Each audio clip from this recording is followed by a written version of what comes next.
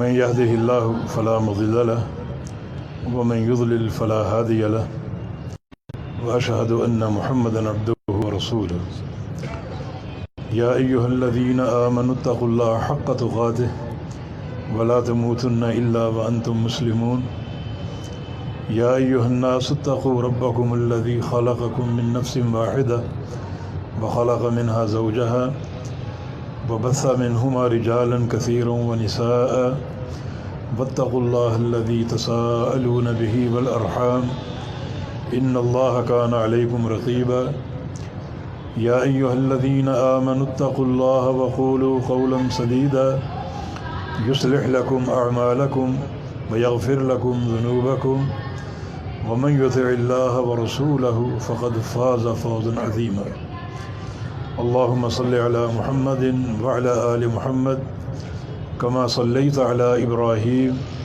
وعلى آل إبراهيم إنك حميد مجيد اللهم بارك على محمد وعلى آل محمد كما باركت على إبراهيم وعلى آل إبراهيم إنك حميد مجيد سبحانك لا علم لنا إلا ما علمتنا إنك أنت العليم الحكيم رب اشرح لي صدري ويسر لي أمري واحلل عقدة من لساني يفقهوا قولي لقد قال الله سبحانه وتعالى أعوذ بالله من الشيطان الرجيم من همزه ونفخه ونفسه بسم الله الرحمن الرحيم إن الله مع الذين اتقوا والذين هم محسنون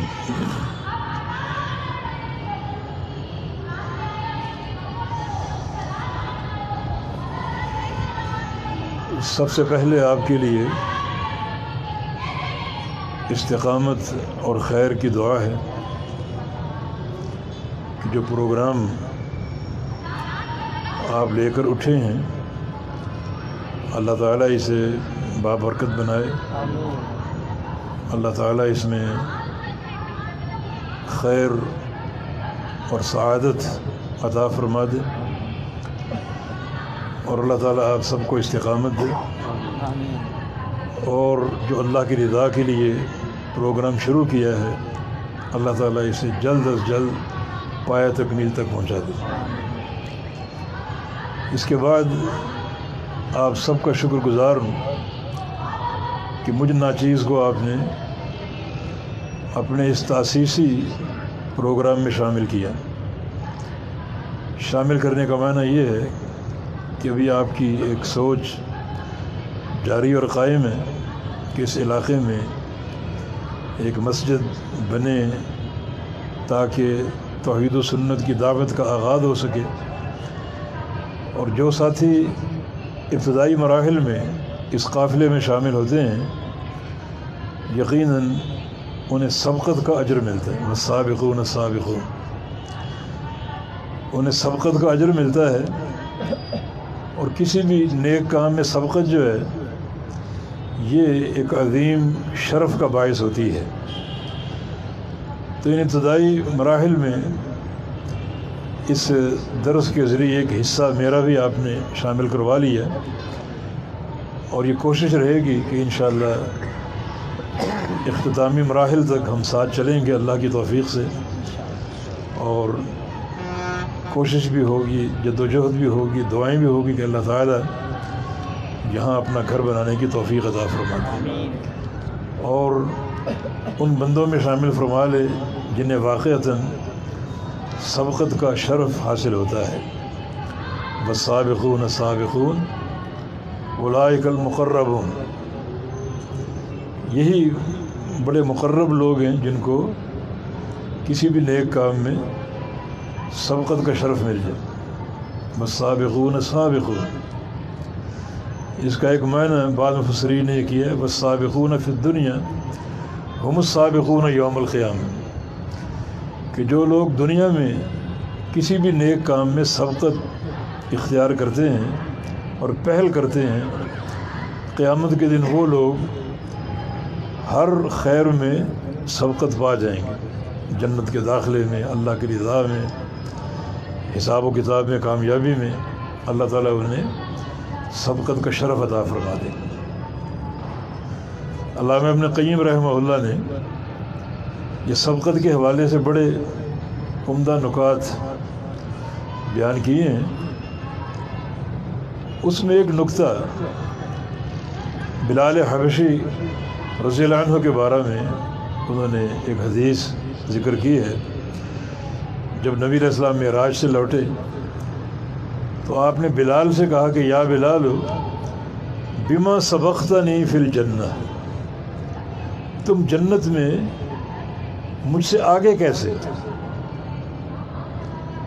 یہ جنت میں تمہیں سبقت حاصل ہوئی اور میرے آگے آگے تم موجود تھے ہر جگہ، یہ کیوں؟ ایک حدیث میں تھا کہ انی سمعت خشبۃ نعلیک فی الجنہ، کہ بلال میں نے جنت میں آپ کے قدموں کی آہٹ سنی،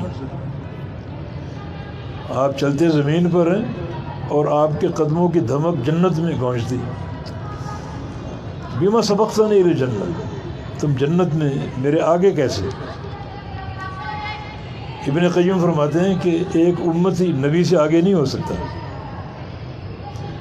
اور نبی بھی جو افضل الرسل اور سید ولد آدم، امام الانبیاء، خطیب الانبیاء اور قائد الانبیاء، صاحب لواء الحمد اور صاحب مقام محمود، اس سے آگے کوئی کیسے بڑھ سکتا، کیسے آگے ہو سکتا؟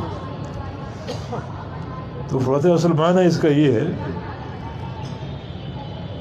کہ بلال حبشی رضی اللہ عنہ وہ شخصیت ہیں جن کو اللہ تعالیٰ نے اپنے نبی کے جنت کے اندر پروٹوکول کے لیے چنا۔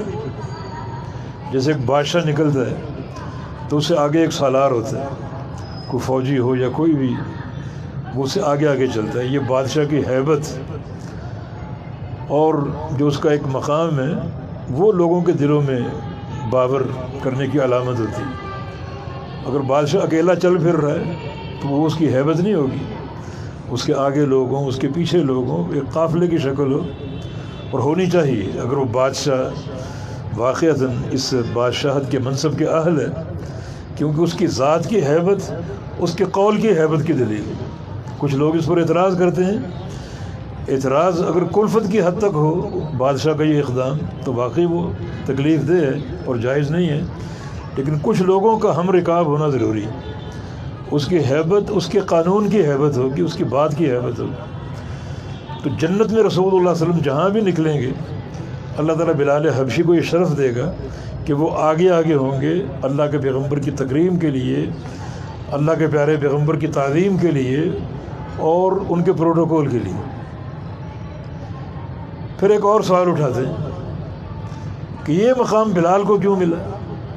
ابوبکر صدیق کو مل جاتا، عمر فاروق کو مل جاتا، عثمان غنی کو، علی مرتضیٰ کو، رضوان اللہ علیہم اجمعین، بڑے بڑے صحابہ عشرہ مبشرہ، ان میں سے کسی کو مل جاتا۔ کہتے ہیں اس میں نکتہ یہ ہے کہ بلال حبشی رضی اللہ عنہ کو ایک عمل میں سب کر سبقت حاصل، سب پر، سارے صحابہ، کیونکہ آپ اللہ کے پیارے پیغمبر کے مؤذن تھے، اور مؤذن کا کام سب سے پہلے مسجد میں پہنچنا، اذان دینا، اس کی تیاری کرنا، تو اس عمل میں وہ سابق ہیں، سابقین میں سے۔ تو اللہ تعالیٰ نے اس سبقت کا شرف ان کو دیا کہ قیامت کے دن وہ نبی علیہ السلام کو یہ پروٹوکول دیں گے، اور ان کی جو ہیبت اور جو ان کی تعظیم شان اور وقار ہے وہ آگے چل کر وہ لوگوں پر عیاں کریں گے۔ اللہ تعالیٰ انہیں اس عظیم منصب کے لیے چنے گا۔ تو اسی طرح دوستوں اور بھائیوں، یہ ایک بیڑا آپ نے اٹھایا اللہ کی توفیق سے۔ اس گنجان علاقے میں مسجد کی تعمیر کر ہونی چاہیے۔ یہ علاقہ تقریباً سارا خالی ہے، اور یہاں توحید اور سنت کی دعوت کا مرکز قائم ہونا چاہیے، کیونکہ ہم ہی وہ لوگ ہیں جو لوگوں کے عقیدوں کی اصلاح پر مامور ہیں۔ ورنہ آج کل یعنی توحید کے منافی امور اللہ معاف کرے بڑی شدت کے ساتھ جاری ہیں، اور لوگوں کو ان کا فہم ہی نہیں۔ آج کی ایک تازہ مثال، تقریباً سارا دن یہ چرچا چلتا رہا. ہمارے سابق وزیر اعظم نواز شریف صاحب بغرض علاج باہر جانا چاہتے ہیں، اور ان کا یہ مسئلہ کئی مراحل میں چلا، کبھی کچھ کبھی کچھ کبھی کچھ. آج عدالت نے ان سے بیان حلفی طلب کیا واپس آنے کے تعلق سے. یہ سیاسی امور پر کبھی بات نہیں کی میں نے، لیکن جہاں معاملہ رب تعالیٰ کی تعظیم کا ہو اور کوئی ایسا امر ہو جو اللہ کی تعظیم کے منافی ہے، تو وہاں عہد الحدیث خاموش نہیں رہے گا، وہاں بات ہوگی یقیناً. عدالت نے بیان حلفی طلب کیا، وہ ان کے چھوٹے بھائی نے عدالت میں جمع کرا دی، ایک حلف نامہ جمع کرا دی. اب جو حکومت وقت ہے وہ اس پر ضمانت چاہ رہی ہے کہ ہمیں ضمانت دو. انہیں اس نقطے کی سمجھ نہیں کہ کائنات میں سب سے بڑی ضمانت اللہ کی قسم اور اس کی تعظیم، اس سے بڑی کوئی ضمانت نہیں. یعنی قسم اگر دے دی جائے طلب کرنے پر تو اس کے بعد اربوں اور کھربوں روپے کی ضمانت بھی ہیج. یہ مطالبہ کر کے تم کیا چاہتے ہو کہ جو ضمانت تم دو گے اس قسم کے بعد وہ اللہ کی تعظیم سے بڑھ کر ہوگی؟ وہ 7 ارب یا 10 ارب یا 50 ارب وہ قسم سے بڑھ کر ہوگی، اللہ کی تعظیم سے بڑھ کر ہوگی؟ یہ سارا دن میڈیا پر یہ دوستوں نے بتایا چرچا چلتا رہا ہے، ضمانت کی بات، اتنا یہ ہو اور وہ ہو اور وہ ہو. قسم کے بعد ضمانت کیا معنی ہے اس کا؟ یا تو قسم کی بات نہ ہوتی، حلفیہ بیان کی بات نہ ہوتی، پھر آپ جو مرضی کرتے، کروڑوں لیتے، اربوں لیتے، کھربوں لیتے، ہمارا تعلق نہ ان سے ہے نہ ان سے، جو مرضی کرتے. لیکن جب قسم کی بات بیچ میں آ گئی اور وہ دے دی گئی، اب یہ متعین ہے. اس کے بعد اگر کوئی شرط لگاؤ گے، کوئی ضمانت طلب کرو گے، تو یہ میرے رب تعالیٰ کی تعظیم کے تقاضوں کے خلاف ہے. سب سے بڑا جو معاملہ ضمانت کا وہ اللہ کی قسم اور وہ تعظیم ہے جو سب پر قائم ہونی چاہیے. نبی علیہ السلام کی حدیث سن لیں، ابن ماجہ میں، اور سند اس کی حسن ہے، عبداللہ بن عمر کی روایت سے آپ کا ارشاد گرامی، لا تحلفوا بآبائکم، اپنے باپ دادوں کی قسمیں نہ کھاؤ، قسم صرف اللہ کی کھاؤ. ایک بات. دوسری بات فرمائی، ومن حلف باللہ فلیصدق، اور جو بندہ اللہ کی قسم کھائے وہ سچی قسم کھائے، وہ سچی قسم کھائے. اور تیسری بات، ومن حلف لہ فلیرضى، جس کی طلب پر قسم کھائی گئی کہ قسم کھاؤ، اس کی طلب پر کھائی گئی کہ جس نے قسم طلب کی ہے اس پر یہ فرض ہے اس پر وہ راضی ہو جائے، مقتنع ہو جائے. اب بالکل زبان بند کر لے. اب یہ معاملہ اللہ کی قسم کا آ گیا، اور اللہ کی تعظیم سے بڑھ کر کوئی چیز نہیں. یہ تمہاری ضمانت ہے، مسلک ہے، اور فلاں کچھ نہیں. اور آگے کیا فرمایا، وَمَن لَّمْ يَرْضَ فَلَيْسَ مِنَ اللَّهِ فِي شَيْءٍ، اور جو قسم پر راضی نہ ہوا، مقتنع نہ ہوا، مطمئن نہ ہوا، اس کا اللہ تعالیٰ سے کوئی تعلق نہیں، اللہ کا اس سے کوئی تعلق نہیں. اللہ اس سے ناراض ہے، اللہ تعالیٰ اس سے بری. اس حدیث کی اور رب تعالیٰ کی جو تعظیم کے تقاضے ہیں ان کی آج دھجیاں پہ گھیرے گی. اب ہم نہیں جانتے فیصلہ کیا ہوا، لیکن یہ بات گشت کرتی رہی آج سارا دن. اب یہ توحید کے اس نقطے کو کون سمجھے گا؟ ایک عہد الحدیث سمجھے گا جس کو اللہ تعالیٰ نے توحید کا فہم دیا. ان حدیث میں 3 باتیں عیا ہوگی. ایک، غیر اللہ کی قسم ناجائز،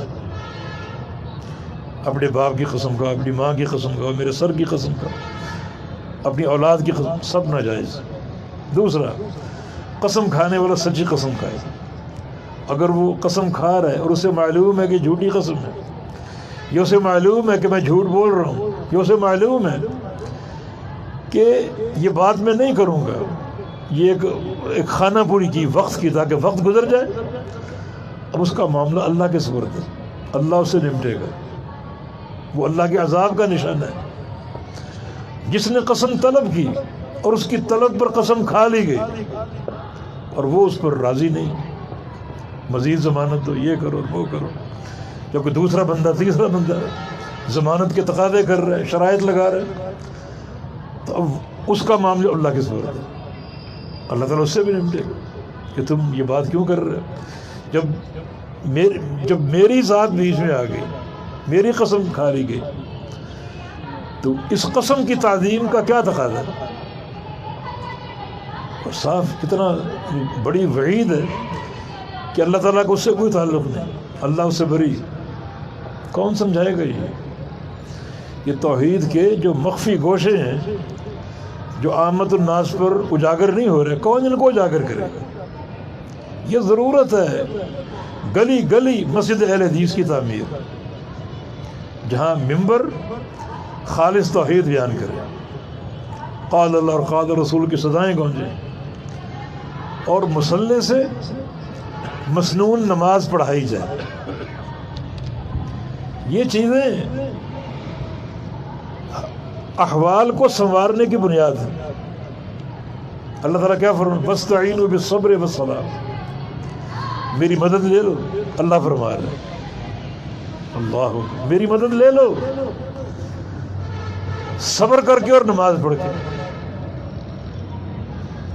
ہم لوگوں کو نہیں جانتے کوئی صبر کرتا ہے نہیں کرتا، لیکن نماز تو معلوم ہے پڑھی جا رہی ہے، ہر چوک چوراہے میں مسجد موجود ہے، ہر گلی میں مسجد موجود ہے، ہر محلے میں مساجد موجود ہیں، نمازیں ادا ہو رہی، مدد نہیں آ رہی، نمازی بے شمار، مدد نہیں آ رہی۔ کیوں نہیں آ رہی؟ کیونکہ نماز ادا ہوتی ہے دو طریقوں سے، ایک ہے صلاۃ القلب دل سے، اور ایک ہے صلاۃ الجوارح اعضاء سے۔ نماز کی ادائیگی میں یہ اعضاء بھی شامل ہے اور دل بھی شامل ہے۔ دل میں کیا شامل ہے؟ حضور قلبی، خشیت، اخلاص، ریاکاری کی نفی، تعلق باللہ، انابت الی اللہ، یہ صلاۃ القلب ہے۔ اور اعضاء سے کیا شامل ہے؟ کہ اعضاء کی حرکت سنت کے مطابق ہو، ہاتھ کہاں بندھیں، رکوع کیسے کریں، رکوع میں کیسے جھکیں، سجدہ کیسے کریں، تشہد کیسے، تشہد اول کیسے ہو، تشہد ثانی کیسے ہو، یہ سارے اعضاء شریک ہیں۔ اور وہ سارے اعضاء کی جو حرکت ہے ضروری ہے کہ سنت کے مطابق ہو، اور دل متوجہ اللہ کی طرف، یقبل بہما بوجہہ وقلبہ، ایک حدیث میں شرط لگائی کہ بندہ 2 رکعت پڑھے اور ان 2 رکعتوں پر متوجہ ہو اپنے چہرے کے ساتھ اور اپنے دل کے ساتھ۔ دل کے ساتھ متوجہ ہونے کا معنی حضور قلبی اور خشیت۔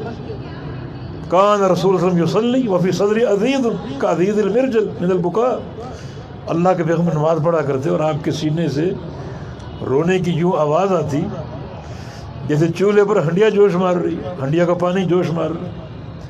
یہ آپ کا تعلق باللہ، خشیت، انابت الی اللہ۔ امیر المومنین عمر بن خطاب رضی اللہ عنہ فجر کی جماعت کراتے اور آخری صف تک آپ کے رونے کی ہچکیاں آپ کی لوگ سنتے، آخری صف تک۔ اس قدر بکا، خشیت اور اللہ کا ڈر نماز میں موجود تھا۔ اور چہرے کے ساتھ متوجہ ہونے کا معنی کیا ہے؟ کہ چہرہ سیدھا ہو، قبلہ رخ ہو، اور نظریں وہاں ہوں جہاں ہونی چاہیے۔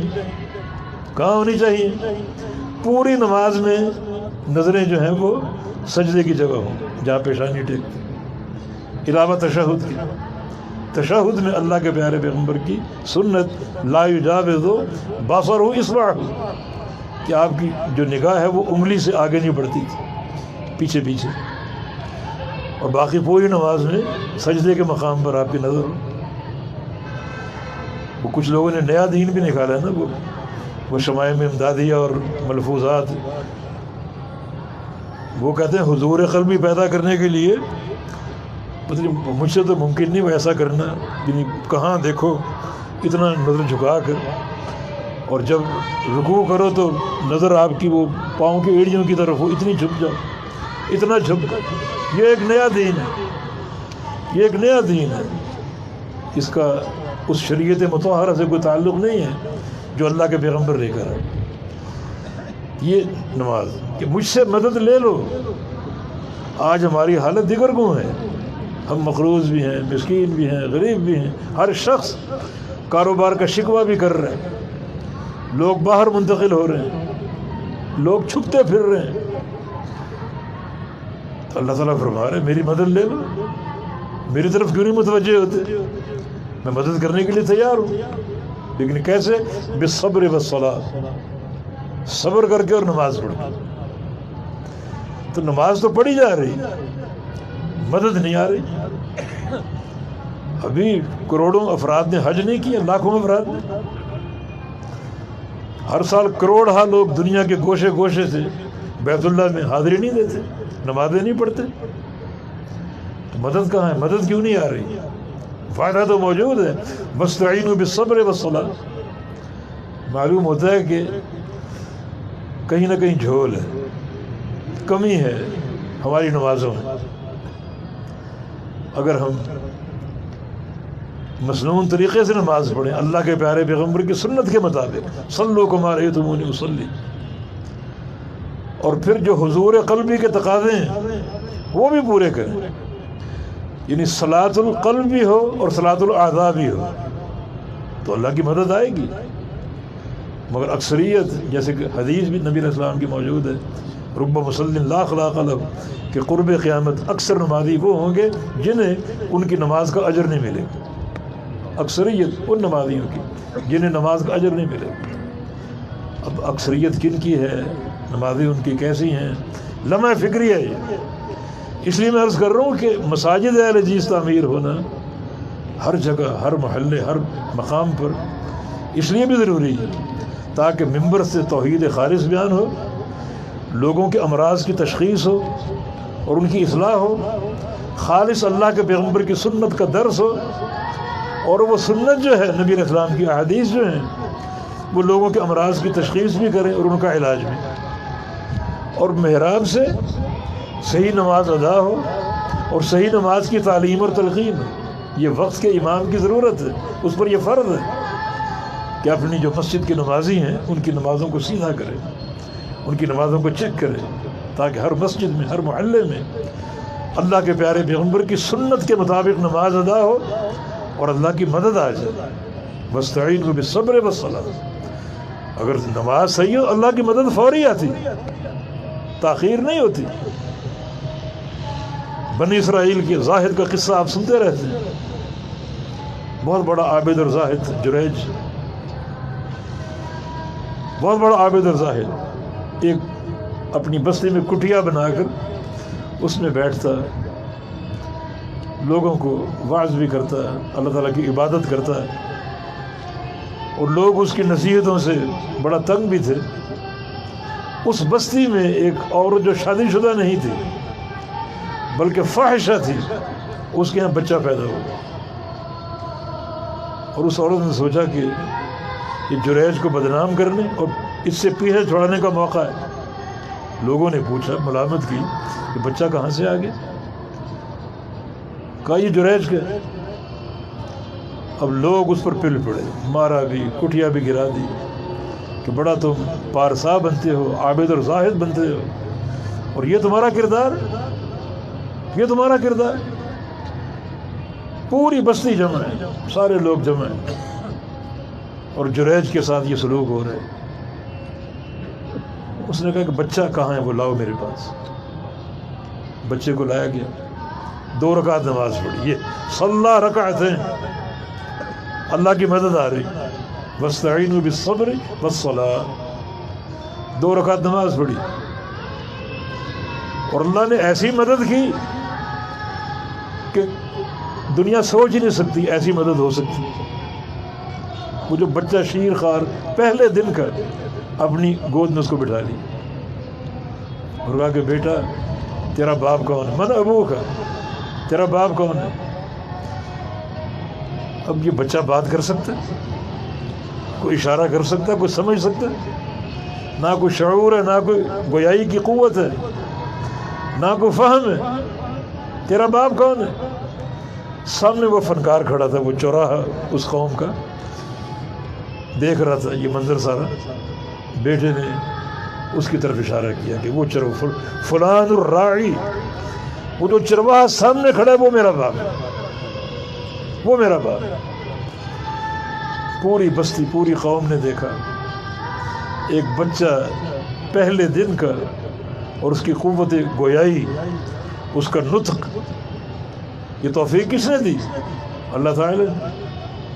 وَاسْتَعِينُوا بِالصَّبْرِ وَالصَّلَاةِ، نماز اللہ تعالیٰ کی مدد اترنے کا ذریعہ بن گئی۔ محیر العقول واقعہ سامنے آ گیا۔ اور طریقہ بھی ہو سکتا تھا جریج کی پاک دامنی ثابت کرنے کے لیے، مگر ایک ایسا طریقہ جو بڑا محیر العقول ہے، تاکہ لوگ جان سکیں کہ نماز کا کیا مقام ہے، اور بندہ اگر واقعتاً نمازی ہے، اللہ کی مدد چاہتا ہے، تو اللہ تعالیٰ کیسے مدد کرتا ہے، کیسے مدد کرتا ہے۔ تو مدد نہیں آ رہی، کیوں نہیں آ رہی؟ نمازیں تو ادا ہو رہی ہیں، مگر نمازوں میں وہ روح نہیں ہے جو ہونی چاہیے۔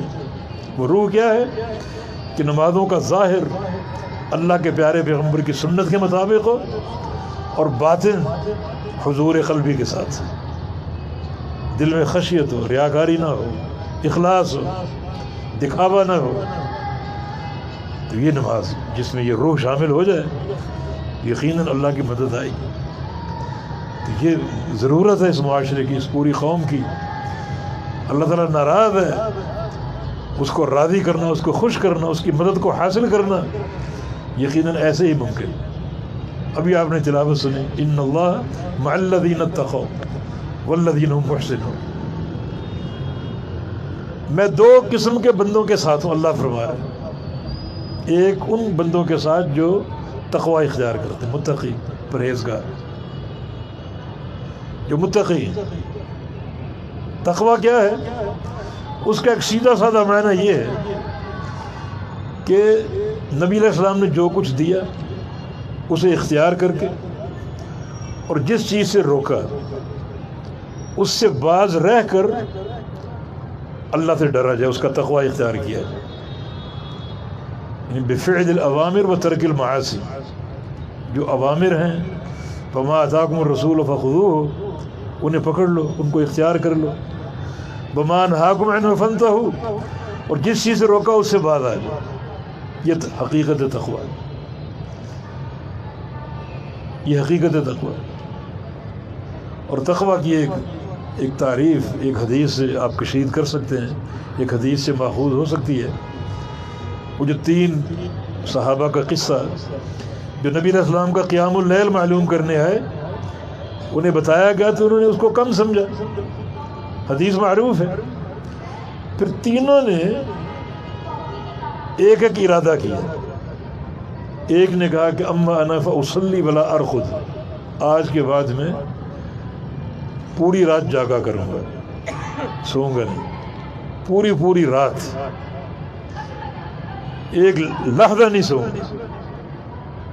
دوسرے نے کہا کہ اما انا فاصوم ولا افطر، میں روزے رکھوں گا، نفلی روزے، اور کبھی ناغہ نہیں کروں گا، 50 سال جیوں، 60 سال جیوں، مسلسل روزے رکھوں گا بلا ناغہ۔ تیسرے نے کہا کہ اما انا فاعتزل النساء، میں اپنی بیویوں کو، گھر بار کو چھوڑ دوں گا، بس مسجد کو آباد رکھوں گا، اللہ کا ذکر ہو، اس کی اطاعت ہو، گھر بار چھوڑ دوں گے، جھمیلے چھوڑ دوں گا۔ تینوں نے عزم کیا، تینوں نے۔ نبی علیہ السلام کو خبر دی گئی تو آپ نے ان کو بلا لیا، شدید غصے میں تھے آپ، اور کیا فرمایا؟ فرمایا کہ انی اعلمکم باللہ، سب سے زیادہ اللہ تعالیٰ کو میں جانتا ہوں، اللہ تعالیٰ کے دین کو اور اس کی شریعت کی روح کو میں جانتا ہوں، تم نہیں جانتے۔ واتقاکم لہ، اور سب سے بڑا متقی بھی میں ہوں۔ یہ 2 باتیں فرمائیں، ایک میں اعلم ہوں، دوسرا اتقا، سب سے بڑا عالم میں ہوں اور سب سے بڑا متقی میں ہوں۔ کیا معنی؟ معنی میں عالم ہوں، اور جو میرا علم ہے تمہیں وہ قبول کرنا پڑے گا، تمہارا علم نہیں۔ کہ تم نے راستہ منتخب کیا زمانے بھر کے روزوں کا، زمانے بھر کی شب بیداری کا، یہ راستہ میرا نہیں، یہ تمہارا علم ہے، میں اعلم ہوں، اس علم میں یہ چیز نہیں ہے۔ بندہ کوئی بھی ہو، وہ اللہ کے پیارے پیغمبر کی شریعت کے تابع ہے۔ ہم نہیں مانتے کہ فلاں شخص نے 20 سال کنویں میں الٹا لٹک کر اللہ کی عبادت کی، فضول ہے سب یہ، اور فلاں نے جناب ایک پاؤں پر کھڑے ہو کر 40 سال نماز پڑھی، قیام اللیل کی ہے۔ بیکار باتیں ہیں ساری، یہ ساری باتیں شریعت سے ثابت نہیں ہیں، اللہ کے پیغمبر کی تعلیم سے ثابت نہیں ہے یہ۔ اور آپ نے صاف فرما دیجئے، من راغب عن سنتی فلیس منی، اگر میرے طریقے سے تم منہ پھیرو گے تو مجھ سے تمہارا کوئی تعلق نہیں ہوگا، میرے دین سے خارج ہو تم۔ میرا طریقہ رات کو سونا بھی اور جاگنا بھی، اور نفلی روزے رکھنا بھی اور ناغے کرنا بھی، اس سے اگر منہ پھیرو گے خارج، دین سے خارج، میری جماعت سے خارج۔ تو آپ نے یہ بات فرمائی، اور ساتھ میں اتقاکم لہو، سب سے بڑا متقی بھی میں عالم اور اتقا ہوں۔ جب عالم ہوں تو تم نے میرا علم لینا، یہ اتباع ہے، اور اتقا ہوں، یہ سوچو میں اتقا کیوں بنا؟ اتقا کا معنی سب سے بڑا متقی، جس سے بڑا متقی کوئی نہ ہو، تو اتقا میں کیوں بن گیا؟ ایک چیز پر چل کر، ایک ضابطہ اختیار کر کے کوئی شخص ماں کے پیٹ سے متقی پیدا نہیں ہوتا۔ سب جھوٹ ہے یہ کہ فلاں پیدا ہوا تو وہ روزے میں تھا، اور فلاں پیدا ہوا تو وہ 15 پارے کا حافظ تھا۔ وہ مولا منظور صاحب کہتے ہیں بھئی جلدی کیوں کی، پھر 15 پورے کر کے آ جاتے، 30 پورے کر کے آ جاتے، جلدی کیوں آ گئے؟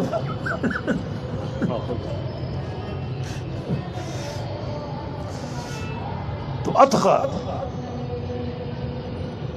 سب سے بڑا متقی میں ہوں، ایک شریعت پر چل کے، ایک نظام پہ چل کے۔ اور لن تجد لسنت اللہ تبدیلا، اللہ کی سنت میں تبدیلی نہیں ہے، سب کے لیے ایک ہے۔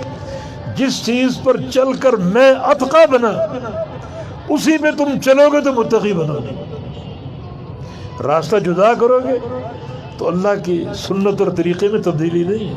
کسی کے لیے تقویٰ کا راستہ کچھ اور ہو اور کسی کے لیے کچھ اور ہو، نہیں، ایک ہی سنت، ایک ہی طریقہ۔ یہ دونوں جملے انی اعلمکم باللہ واتقاکم لہو، یہ تقویٰ کا منہج واضح کرتے ہیں کہ 2 لفظوں میں تقویٰ کی تعریف ہے کہ اللہ کے نبی کی سنت کی اتباع، بس قدم بقدم، جہاں آپ کا قدم وہاں قدم رکھنا، آپ کی پیروی کرنا اور کرتے جانا، یہ تقویٰ ہے۔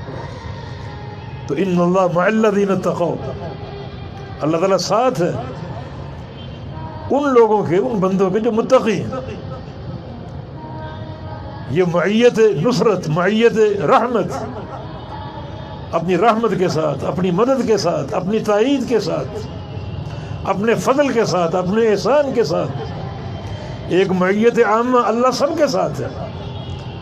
کوئی بندہ اللہ سے دور نہیں، اس کی نظر سے اوجھل نہیں، اس کا احاطہ پوری کائنات پر ہے۔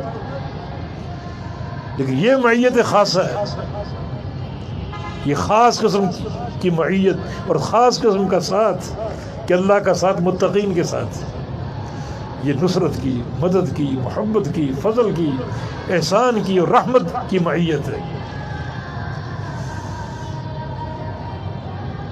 جو اللہ تعالیٰ کے مقربین کو حاصل ہوتی ہے۔ جیسے نبی علیہ السلام نے فرمایا تھا غار ثور میں، ان اللہ معنا، اللہ ہمارے ساتھ۔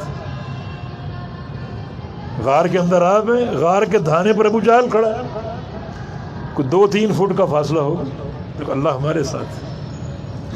ہمارا ابو جہل کے ساتھ نہیں ہے، نہیں، یہاں معیت عامہ کا ذکر نہیں، معیت خاصہ، رحمت کی معیت اور فضل کی، محبت کی، پیار کی، احسان کی، نصرت اور تائید کی، تو سب کچھ ملے گا۔ یہ معیت کے معنی ہیں سارے۔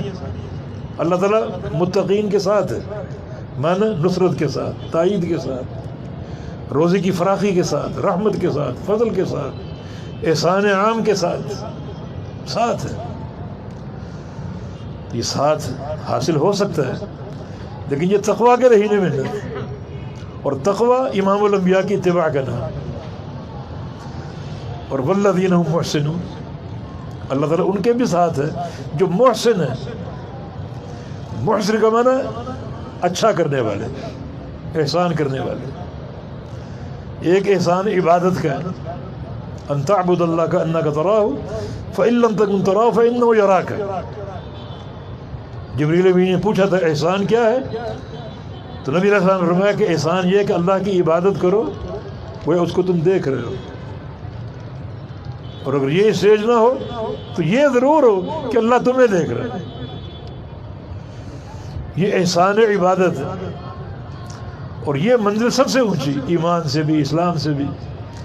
اور ایک احسان کی عمومی تعریف ہر چیز میں اچھائی پیدا کرنا، عقیدے کا حسن، عبادت کا حسن، تجارت کا حسن، معاملات کا حسن، سیاست کا حسن، یہ بھی احسان ہے۔ ہر چیز میں احسان موجود ہے، ہر چیز میں اللہ تعالیٰ نے احسان لکھا ہے۔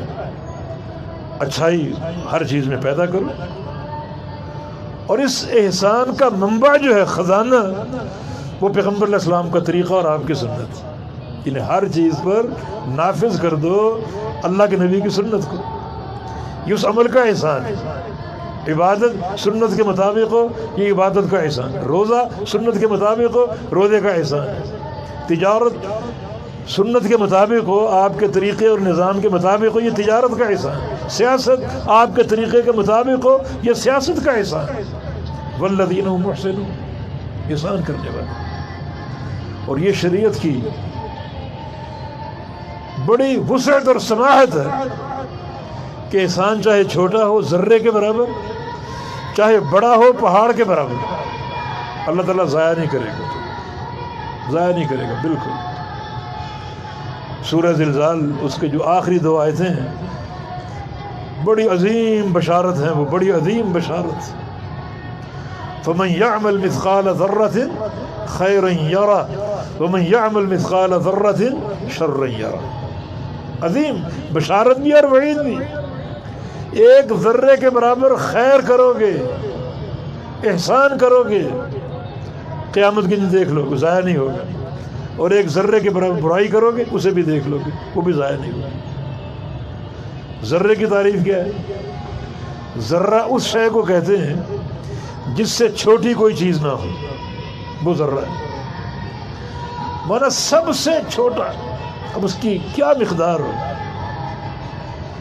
جس سے چھوٹی کوئی چیز نہ ہو، اتنی سی نیکی اگر کرو گے اللہ ضائع نہیں ہونے دے گا اس کو، تم دیکھو گے قیامت کے دن۔ اتنی سی برائی بھی کر لو گے وہ بھی سامنے آئے گی۔ ہاں یہ اس کا فضل ہے کہ نیکی اگر سامنے آئے گی، ہو سکتا ہے وہ 700 گنا بڑھ جائے، برائی ایک ہی ہوگی، یہ اس کا فضل و احسان ہے۔ مگر اس کے لیے بھی ضروری ہے کہ اپنے دین میں حسن پیدا کرو۔ اذا اسلم احدکم فحسن اسلامہ، وہی والذین هم محسنون، دین کا حسن، اور حسن اللہ کے نبی کی اتباع کے ساتھ، اتباع عملی طور پہ، اور دل میں اس کا شغف ہو۔ بڑا اہم نکتہ ہے یہ، اس کو نوٹ کر لو۔ دل میں اگر دو چیزیں پیدا کر لو تو ہر عمل کا حسن بڑھ جائے گا۔ ایک دل میں یہ بات بٹھا لو بڑی شدت کے ساتھ اور حسر کے ساتھ کہ ہر عمل میں نبی علیہ السلام کی سنت کو اپنانا ہے۔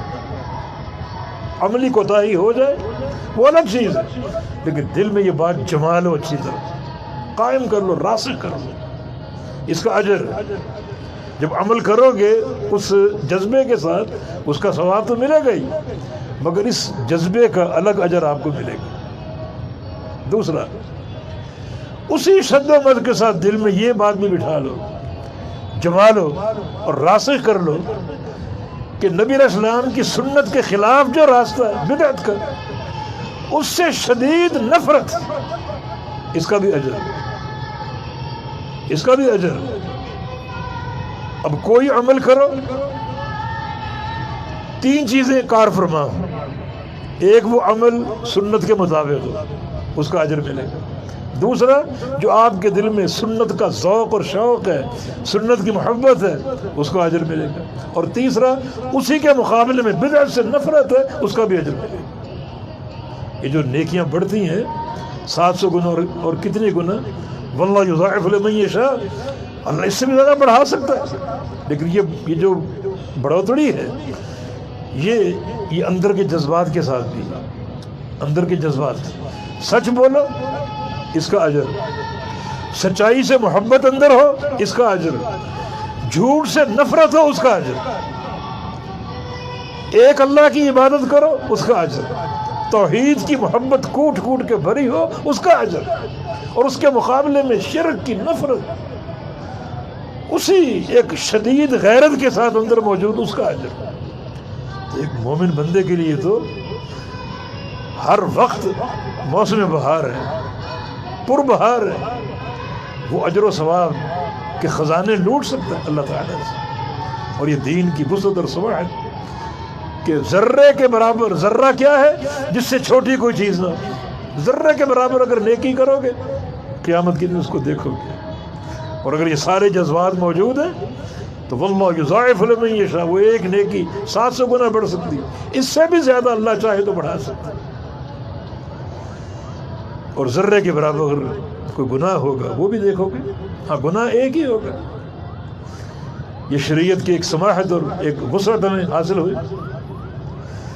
یہ 2 آیتیں نبی علیہ السلام نے موقع پر پڑھی تھی، بس وہ بات پیش کر کے بات ختم کرتے ہیں۔ دراصل آپ نے ایک خطبہ ارشاد فرمایا اور اس میں آپ نے گھوڑوں کا ذکر کیا۔ اللہ کی ایک مخلوق ہے اور بڑی کارآمد مخلوق ہے، اس مخلوق کی بڑی شان بھی ہے۔ والعادیات ضبحا فالموریات قدحا فالمغیرات صبحا، گھوڑوں کی قسمیں اللہ نے کھائیں، یہ الگ مضمون ہے۔ اور نبی اسلام کی حدیث والخیل معقود فی نفاسہ الخیر الی یوم القیامہ، کہ گھوڑے کی پیشانی پر قیامت تک کے لیے خیر اور برکت لکھ دی گئی، قیامت تک کے لیے یہ خیر و برکت کا باعث۔ وجہ کیا ہے کہ یہ جہاد کے کام آتا ہے، اور قیامت تک گھوڑا کارآمد رہے گا۔ آپ سوچیں کہ جہاں ایسی ایسی ٹیکنالوجی آ گئی، F-16 طیارے آ گئے، جہاز آ گئے، جنگی جہاز آ گئے، اور بے شمار جو ہیں وہ جدید وسائل آ گئے، وہاں گھوڑے کا کیا کام؟ نہیں، قیامت تک کے لیے خیر ہے۔ اس میں ایک نشاندہ یہ کہ جہاد قیامت تک ہے، اور گھوڑے کی شان کہ اس کی پیشانی پر قیامت تک کے لیے خیر لکھی گئی۔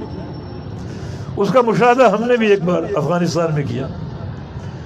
سامنے جو پوسٹ تھی روسیوں کی وہ بلند تھی اور ہمیں وہ نقصان پہنچا رہی تھی۔ ہم سمر مجاہدین، ہم تو 1-2 دن کے لیے گئے وہاں،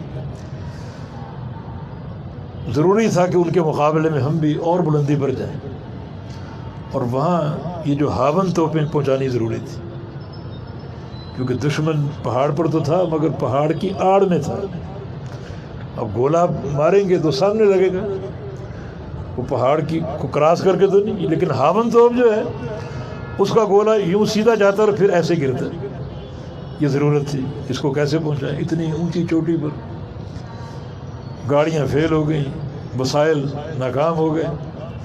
پھر ایک رائے یہ آئی کہ ان توپوں کو کھولا جائے اور گھوڑوں پر لاد کر اوپر پہنچایا جائے، اوپر جا کے کس لیا جائے۔ دیکھیں گھوڑا کام آیا کہ نہیں، جہاں آپ کے سٹنگر میزائل چل رہے ہیں اور بے پناہ جو ہیں وہ وسائل جو جدید ترقی اور ایک ٹیکنالوجی کے، روس جیسی طاقت کے پاس، لیکن بحمد اللہ اگر یہاں کام آیا تو وہ گھوڑا جس کی پیشانی پر پیغمبر علیہ السلام کا فرمان ہے قیامت کے لیے خیر لکھ دی گئی۔ قصہ مختصر یہ کہ نبی علیہ السلام نے اس موقع پر فرمایا کہ گھوڑے 3 قسم کے، الخیل ثلاث، 3 قسم کے گھوڑے، لرجل اجر ولرجل ستر ولرجل وزر۔ ایک گھوڑا وہ جو ایک بندے کے لیے اجر کا باعث ہے، دوسرا گھوڑا وہ جو پردہ پوشی کا باعث ہے، اور تیسرا بوجھ ہی بوجھ ایک بندے کے لیے۔ اجر کس کے لیے؟ جو بندہ اس کو باندھے، خریدے اور پالے تاکہ اس کی پشت پر سوار ہو کر جہاد کرے، وہ گھوڑا اجر ہی اجر۔ اتنا اجر ہے، اتنا اجر ہے کہ آپ نے فرمایا کہ جب گھوڑا باندھو اس کی رسی لمبی کر دو تاکہ زیادہ وہ کھا پی سکے، زیادہ پانی پی سکے، زیادہ چارہ کھا سکے. اور یہ بات آپ نے ساتھ فرمائی، گھوڑا جو بھی چارہ کھائے گا اللہ تعالیٰ اس کو محفوظ کر لے گا اور قیامت کے دن اپنے میزان میں تولے گا. اور جو پانی پیے گا وہ پانی بھی محفوظ ہوگا، وہ بھی اللہ تعالیٰ تولے گا. اور گھوڑا پانی پی کر جو پیشاب کرے گا اللہ وہ بھی محفوظ کر لے گا، اسے بھی تولے گا. اور جو چارہ کھا کر لید کرے گا اللہ وہ بھی محفوظ کر لے گا، اسے بھی قیامت کے دن تولے گا. ایسا اجر ہی اجر.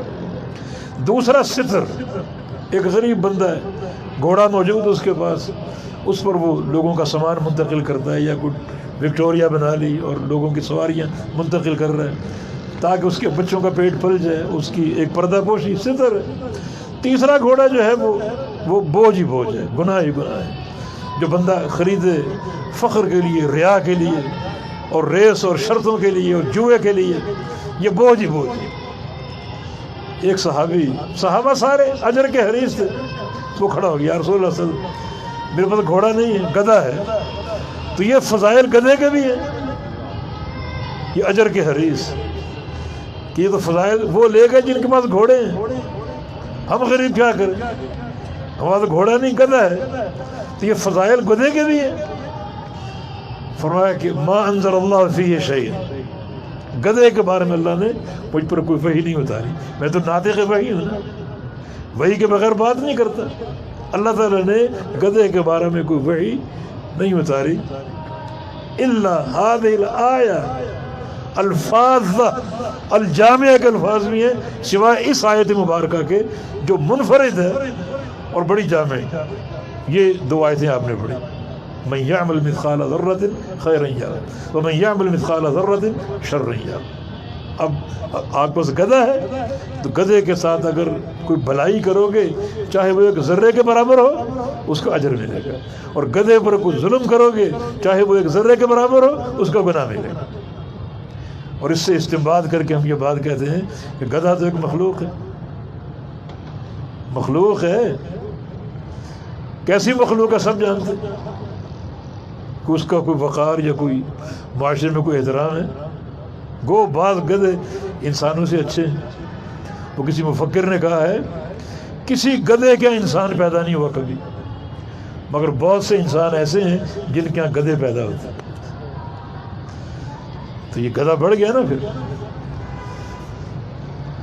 تو اس سے استنباط کر کے ہم یہ کہتے ہیں کہ اگر گدھے کے ساتھ نیکی کرو گے ذرے کے برابر ہی وہ دیکھو گے، اور اگر کوئی شر کرو گے، ظلم کرو گے، وہ بھی دیکھو گے. تو بھائی اگر ہمارے پاس ہماری بیوی ہے، بچے ہیں، والدین ہیں، بھائی ہیں، دوست احباب ہیں، وہ تو انسان ہیں، گدھے نہیں. تو ان کے ساتھ اگر نیکی کرو گے چاہے وہ ذرے کے برابر کیوں نہ ہو وہ کیوں نہ دیکھو گے، اور کوئی ظلم کرو گے چاہے وہ ذرے کے برابر کیوں نہ دیکھو گے.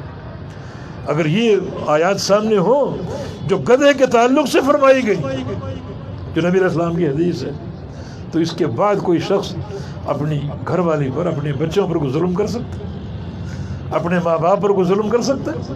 پھر تو وہ یہ عزم کر کے جائے گا کہ خیر ہی خیر لے کر جاؤں، حسن ہی حسن پیدا کروں. تو یہ دین کی سماحت اور برکت، ایک ذرے کے برابر اگر احسان کرو گے، خیر کرو گے، اسے دیکھ لو گے، اور ایک ذرے کے برابر اگر شر ہوگا وہ بھی قیامت میں دیکھ لو گے. تو دین واقعتاً جو ہمیں عطا ہوا بڑے اس میں محاسن ہیں، بڑی اس میں خیرات و برکات ہیں، بڑی اس میں عمدگی ہے. بس ضرورت اس عمر کی ہے کہ ہم اس میں پوری طرح داخل ہوں. ادخلوا فی السلم کافہ. اور جب بات اچھائی کی چلی، احسان کی چلی، اچھے عمل کی چلی، تو میں سمجھتا ہوں کہ اس سے بڑھ کر اچھائی کیا ہوگی کہ اس زمین پر گھر بنائیں، اپنا نہیں، اللہ رب العزت کا. اپنے گھر میں بناتے ہیں، بنائیے ضرور اپنی ضرورت کے لیے، لیکن جن لوگوں کو اللہ تعالیٰ یہ توفیق دے ان کے دلوں میں یہ بات ڈالے کہ اللہ کا گھر بناؤ، میرا گھر بناؤ، تاکہ میرے بندے اس میں میری عبادت کر سکیں. جن دلوں میں یہ خیال آتا ہے یقیناً وہ بہت ہی باسعادت لوگ ہیں. اللہ ہر ایک کو توفیق نہیں دیتا ان کاموں کی، کسی کو توفیق ملتی ہے. جن کو توفیق مل جائے وہ یقیناً چنے ہوئے لوگ ہوتے ہیں، چنے ہوئے بندے ہوتے ہیں، جو ایک خیال ان کے دل میں اللہ ڈالتا ہے، پھر وہ ایک تحریک کی شکل میں اٹھتے ہیں اور یقیناً اہل خیر سے رابطہ، کوئی پلاٹ دیکھنا، مسجد کی تعمیر کرنا، اس کی نگرانی کرنا، کھڑے ہو کر، اور پھر اس میں اللہ تعالیٰ کی عبادت کا اہتمام، اگر یہ کام ہو جائے، جب تک مسجد قائم ہے ایک ایک اینٹ نہیں بلکہ ایک ایک ذرہ صدقہ جاریہ ہوگا، قرآن پڑھا جائے گا، ایک ایک حرف صدقہ جاریہ ہوگا، علمی دروس ہوں گے، خطبات ہوں گے، نمازوں کا اہتمام ہوگا، صدقہ جاریہ ہوگا۔ یقیناً یہ نیکی عظیم الشان نیکی ہے۔ من بنا للہ مسجد بنا اللہ له بیتا فی الجنہ، جو اللہ کے لیے مسجد بنائے گا، اللہ کا گھر بنائے گا، اللہ تعالیٰ اس کا جنت میں گھر بنائے گا۔ رجل قلبہ معلق بالمسجد، اللہ قیامت کے دن اس شخص کو اپنے عرش کے سائے تلے لے لے گا جس کا دل معلق ہو مسجد کے ساتھ، مسجد کی تعمیر کا شوق ہو، مسجد کی صفائی کا شوق ہو، با جماعت نماز کا شوق ہو، دروس کے انعقاد کا شوق ہو، کوئی بھی مسجد سے متعلق کام اس کے دل میں اس کا شوق اگر موجود ہے، اللہ تعالیٰ قیامت کے دن اس کو اپنے عرش کا سایہ عطا فرمائے گا۔ تو اللہ تعالیٰ سے دعا ہے کہ اللہ تعالیٰ جس عزم کو لے کر اٹھے، اللہ تعالیٰ اس میں برکت دے، اللہ تعالیٰ آپ کو استقامت دے، اور آپ اپنی محنت کا آغاز کر دیجئے۔ عام طور پہ جو تجربہ ہے وہ یہی ہے کہ کسی پلاٹ کا تعین ہو جائے اور اپنے طور پر جو ہم جمع کر سکتے ہیں وہ کر کے اس کا ایک بیانہ یا جو بھی اس کے ایک مقدم وہ دے دیا جائے، اور پھر اہل خیر سے رابطہ کر کے، یعنی وقت لے لیا جائے کوئی 6 مہینے کا، سال کا، اور پھر رابطہ کر کے اس کے لیے ایک مہم چلائی جائے۔ یقیناً یہ سارے راستے نیکیوں کے راستے ہیں، اللہ تعالیٰ توفیق عطا فرما دے۔ یقیناً اس میں اللہ تعالیٰ آپ کو کامیابی عطا فرمائے گا، یہ اس کا راستہ ہے اور وہی جانتا ہے یہ کیسے ہوگا۔ یقیناً یہ کامیابی حاصل ہوگی، اللہ کا گھر بنے گا، اور اجر میں آپ سب اس میں شریک ہوں گے۔ اللہ پاک توفیق عطا فرما دے، اور اللہ رب جلد از جلد اس نیک مشن کو پایہ تکمیل تک پہنچا دے، اور جو لوگ اس میں شامل ہیں اللہ تعالیٰ ان کو اجر جزیل عطا فرما دے، اللہ تعالیٰ ثواب کثیر عطا فرما دے، اور اللہ تعالیٰ ان سارے پروگراموں کے ذریعے ہمیں اپنی رضا، اپنی محبت اور اپنی رحمت کا مستحق قرار دے دے۔ اقول قولی ھذا واستغفر اللہ لی ولکم وآخر دعوانا ان الحمد للہ رب العالمین۔